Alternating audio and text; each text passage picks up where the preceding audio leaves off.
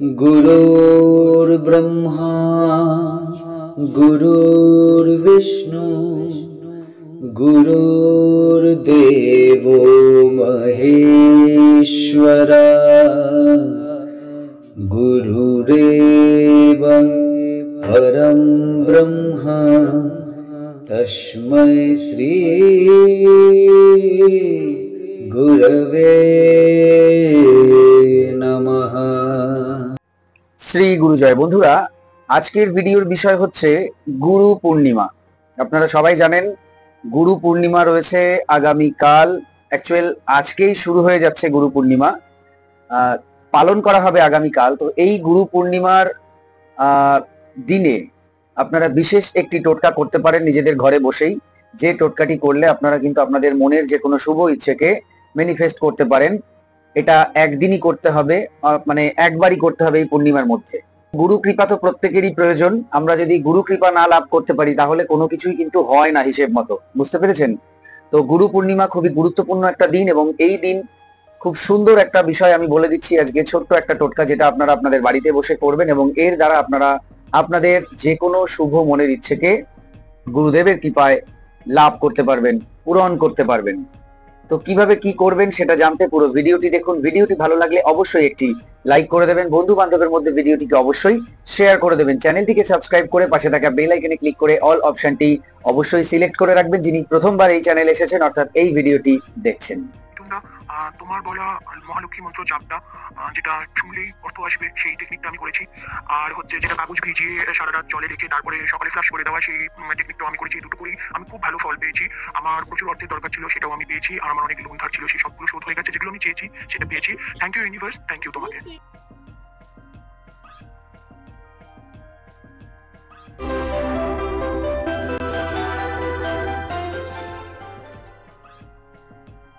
নমস্কার দর্শক বন্ধুরা, আপনাদের সকলকে আরো একবার রেকি বার্তায় স্বাগত জানাচ্ছি। আমি আপনাদের বন্ধু শ্রী মিঠুন রয়, রেকি গ্র্যান্ড মাস্টার। আপনারা নিশ্চয়ই ভালো আছেন, আমিও খুব ভালো আছি। বন্ধুরা, যেমন বলছিলাম, গুরু পূর্ণিমা। গুরু পূর্ণিমা এমন একটি দিন যে দিনে আপনি কিন্তু আপনার যে কোনো মনের শুভ ইচ্ছে পূরণের একটা অত্যন্ত শুভ তিথি বলতে পারেন, শুভক্ষণ বলতে পারেন। যেই সময় আপনি সেই কাজটি যদি করেন, সেই ক্রিয়াটি যদি করেন বা টোটকাটি যদি করেন, তাহলে গুরুদেবের কৃপায় অবশ্যই আপনারা প্রত্যেকে আপনাদের সেই শুভ যে ইচ্ছে সেটাকে ম্যানিফেস্ট করতে পারবেন। তো গুরু পূর্ণিমা কখন, মানে টাইমটা কখন, কোন সময় থেকে কোন সময়, সেটা আগে একটু বলে দিই। আজকে হচ্ছে শনিবার। শনিবার সন্ধে 6:40, সন্ধে 6:40 থেকে, মানে 40-এর পর থেকে গুরু পূর্ণিমা শুরু হয়ে যাচ্ছে। অর্থাৎ চতুর্দশী শেষ হচ্ছে আজকে সন্ধ্যা 6:40-এ। চতুর্দশী শেষ, এইবার পূর্ণিমা শুরু। এবং পরের দিন অর্থাৎ রবিবার, আজকে হচ্ছে 20 জুলাই, 20 জুলাই, আর আগামীকাল হচ্ছে 21 জুলাই অর্থাৎ 21 জুলাই। এই দিন পূর্ণিমা থাকছে বিকেল 4:16 পর্যন্ত।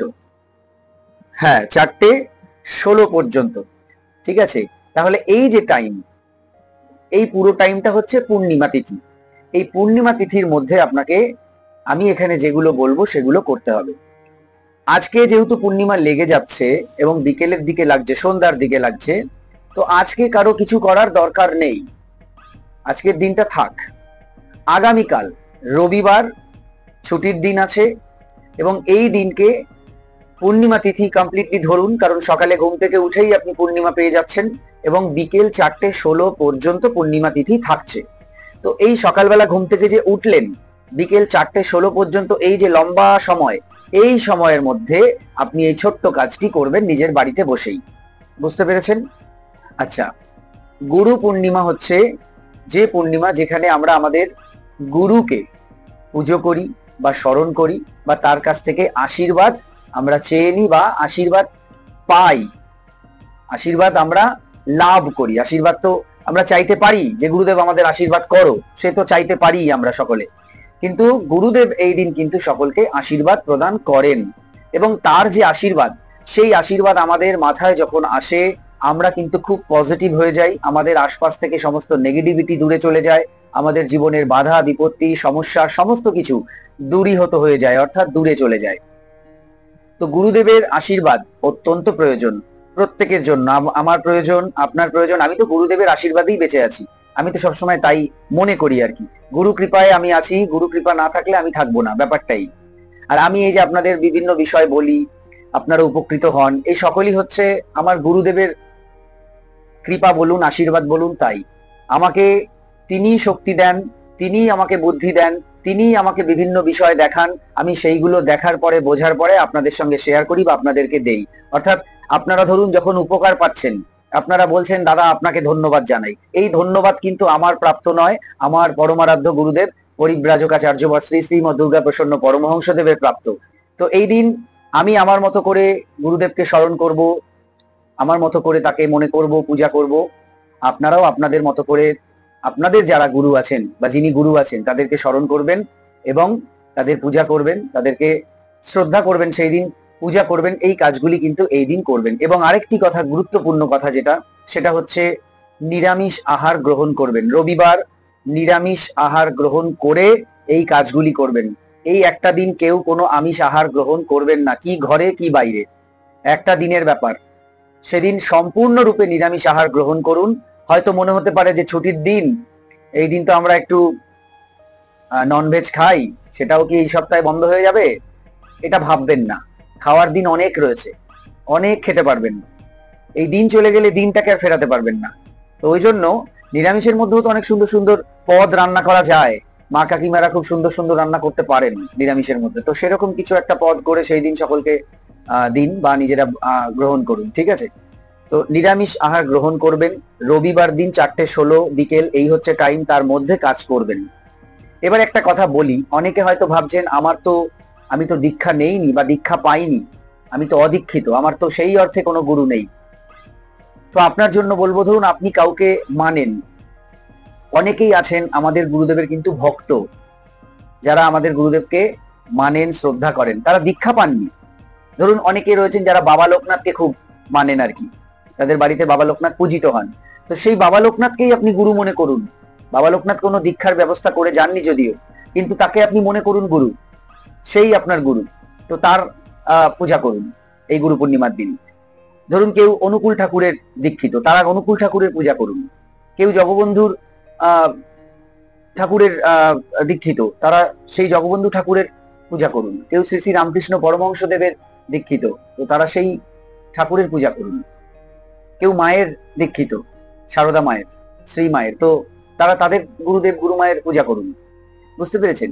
যার যে গুরু রয়েছে, কেউ স্বামী নিগমানন্দ সরস্বতীর আমাদের দাদা গুরু, তার দীক্ষিত, তো তার পূজা করুন। কেউ বামদেবের দীক্ষিত রয়েছেন বা বামদেবকে ফলো করেন, তো তার পূজা করুন। আপনি যাকে গুরু হিসেবে মানেন তারই পূজা করুন। বুঝতে পেরেছেন? তো এইবার এই যে দীক্ষিত অদীক্ষিতের যে বিষয়, যদি আপনি দীক্ষিত হন তাহলে আপনার কর্ণে কোনো একটা মন্ত্র রয়েছে, যে মন্ত্র আপনাকে দীক্ষার সময় দিয়েছেন আপনার গুরুদেব। তো সেই যে মন্ত্র, ইষ্ট মন্ত্র, সেই মন্ত্রকে আপনি এই ক্ষেত্রে জপ করবেন। আর যারা দীক্ষা পাননি তাদের কোনো মন্ত্র সেই হিসাবে নেই, তারা কি করবেন, যাকে ফলো করছেন তার নাম বলুন। ধরুন কেউ শ্রী গুরু জয় বলতে পারেন, শ্রী গুরু জয়, শ্রী গুরু জয়, শ্রী গুরু জয়, এভাবে মনে মনে জপ করতে পারেন। যিনি ধরুন আমাদের গুরুদেবকে ফলো করছেন, যিনি ধরুন অনুকূল ঠাকুরকে ফলো করছেন, তো তিনি জয় গুরু, জয় গুরু, জয় গুরু বলতে পারেন। কেউ ধরুন স্বামী নিগমানন্দ সরস্বতীকে ফলো করছেন, তো সেখানেও জয় গুরু বলতে পারেন। যেখানে যে সিস্টেমটা আছে তাকে স্মরণ করা, সেইভাবে আপনি কিন্তু সেটা জপ করতে পারেন। তো এই হচ্ছে বিষয়। এখানে আপনাকে ওই যে ইষ্ট মন্ত্র বা এই যে মন্ত্রের ব্যাপারে বললাম, সেগুলো জপ করতে হবে।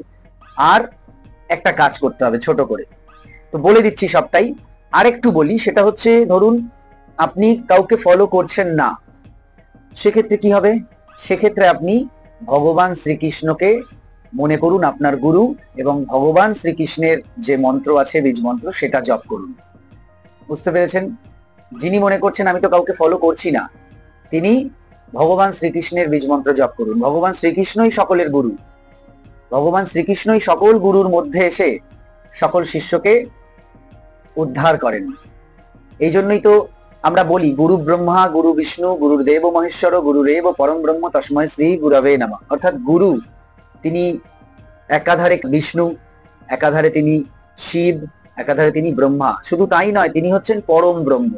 তো গুরু শব্দের মধ্যে অনেক শক্তি রয়েছে। গু শব্দে অন্ধকার, রু শব্দে নাশ। গুরু যিনি অন্ধকার করেন বিনাশ, অর্থাৎ গুরু যিনি, তিনি আপনার জীবনের সমস্ত ধরনের অন্ধকারকে সরিয়ে দেয়।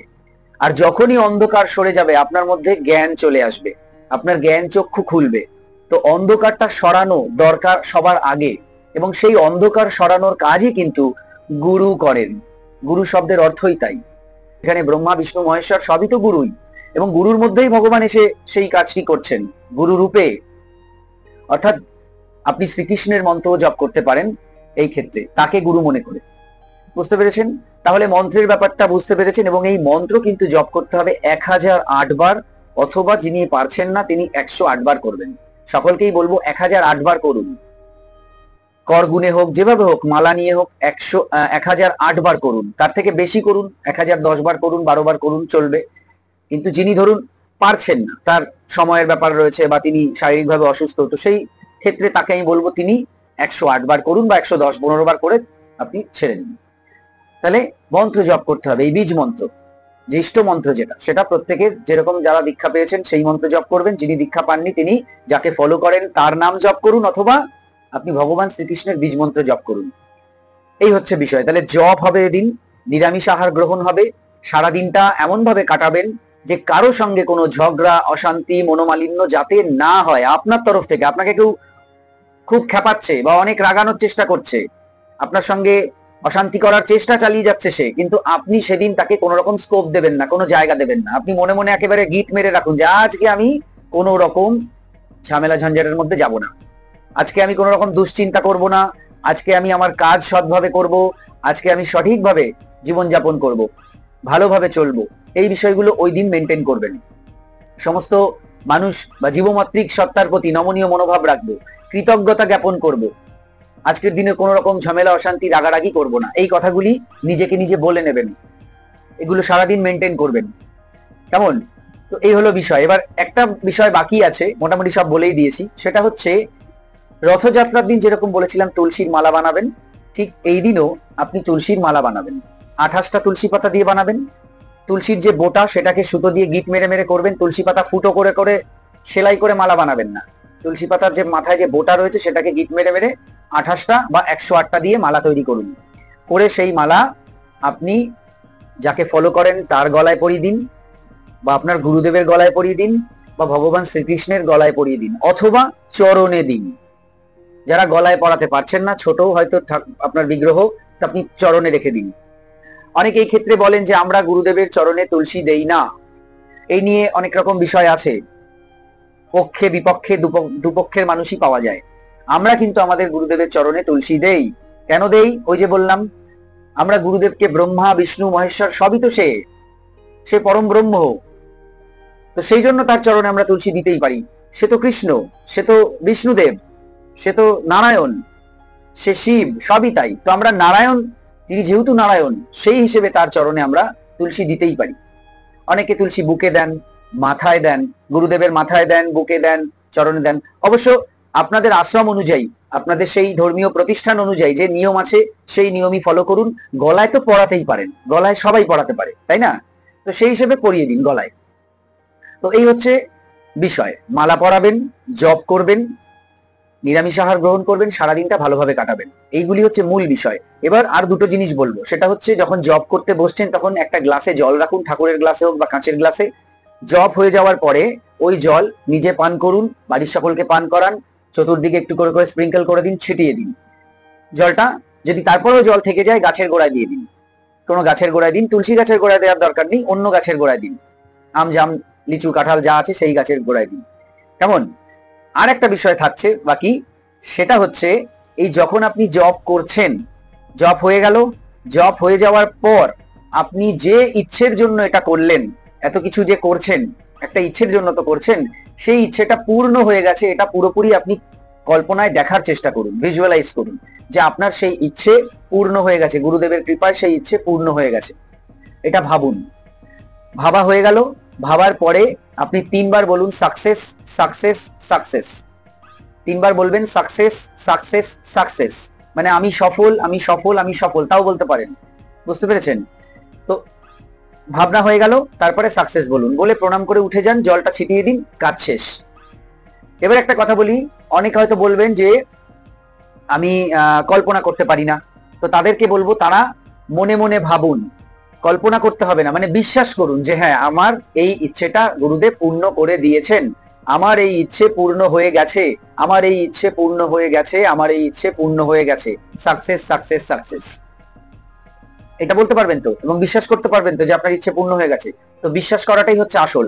সে ভেবে বিশ্বাস করুন বা বলে মনে মনে বলে বিশ্বাস করুন, বিশ্বাস করতে হবে, নিজেকে বিশ্বাস করাতে হবে, এই হচ্ছে বিষয়। তো এই ছোট্ট বিষয় আপনারা জাস্ট ঘরে বসেই সেদিন করতে পারবেন। আর একটা কথা বলি, পিরিয়ড অবস্থায়, অশৌচ অবস্থায় করা যাবে না।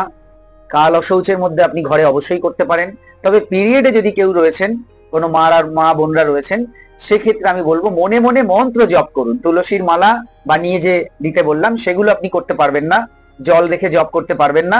আপনি এমনি নর্মালি আপনি বিছানায় বসেও মনে মনে মন্ত্র জপ করুন, ইচ্ছে পূর্ণ হয়ে গেছে ভেবে মন্ত্র জপ করুন, কাজটা একই হবে। কিছু বিষয় বাদ গেল, যেগুলো আপনি ওখানে গিয়ে করতে পারবেন না সেগুলো বাদ গেল, মানে ঠাকুরের ঘরে গিয়ে বা ঠাকুরের সামনে বসে যেগুলো করতে পারছেন না সেগুলো বাদ।